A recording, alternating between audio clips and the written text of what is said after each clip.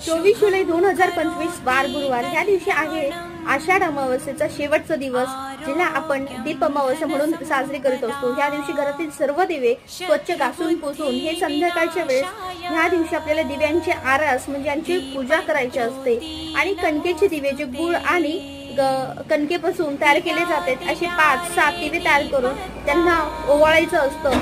ही संपूर्ण माहिती व्हिडिओमध्ये दिलेली आहे। त्याचबरोबर आता ह्या दिवशी अमावस्येच्या दिवशी आपण आपल्या घरातील जे वंशाचा दिवा म्हणून समजला जातो त्या वंशाच्या दिव्याला म्हणजे आपला मुलगा असो मुलगी असो यांना ओवाळलं जातं, त्यांचं औक्षण केलं जातं, त्यांची इडापिडा काढली जाते। त्याचबरोबर ह्या दिवशी दिव्यांना दुर्वा वाहण्याचं पण एक महत्त्व असतं, कारण दुर्वा ही कधीही संपत नाही, कधी खंड पडत नाही।